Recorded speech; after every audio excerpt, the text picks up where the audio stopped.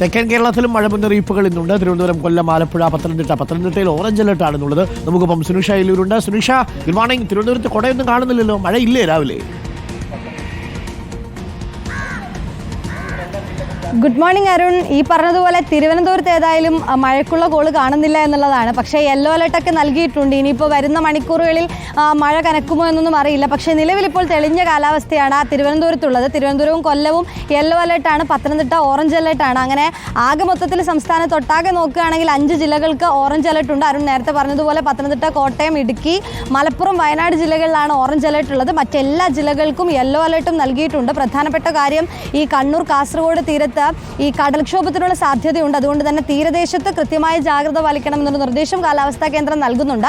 ഒപ്പം അരുൺ, ഒരു ആശ്വാസകരമാകുന്ന വാർത്ത, നാളെയോടുകൂടി തന്നെ മഴയ്ക്ക് ശമനമുണ്ടാകുമെന്ന മുന്നറിയിപ്പ് കാലാവസ്ഥാ കേന്ദ്രം നൽകുന്നുണ്ട്. പക്ഷേ എന്ന് വെച്ച് മഴ കുറഞ്ഞു എന്ന് കരുതേണ്ട. 3-ാം തീയതി മുതൽ സാധാരണതയിൽ സ്വാഭാവികമായി കാലവർഷം വീണ്ടും ശക്തിപ്പെടുമെന്നുള്ളതാണ് കാലാവസ്ഥാ കേന്ദ്രം പറയുന്നത്. അങ്ങനെയെങ്കിൽ 3 മുതൽ 10 വരെ ശക്തമായ മഴയ്ക്കുള്ള സാധ്യതയുണ്ട്.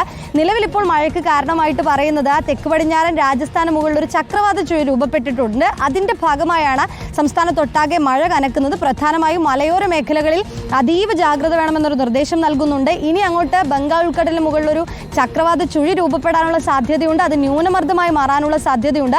അതുകൊണ്ട് തന്നെ അടുത്ത ആഴ്ചയോടുകൂടി മഴ വീണ്ടും ശക്തിപ്പെടുമെന്നൊരു മുന്നറിയിപ്പാണ് നൽകുന്നത്. മഴ മാത്രമല്ല, 50 കിലോമീറ്റർ വേഗതയിൽ കാറ്റിനുള്ള സാധ്യതയുണ്ട്. അതുകൊണ്ട് അത്തരത്തിൽ എല്ലാ നിർദ്ദേശങ്ങളും ദുരന്ത നിവാരണ അതോറിറ്റിയൊക്കെ നൽകുന്ന നിർദ്ദേശങ്ങൾ പാലിക്കണം.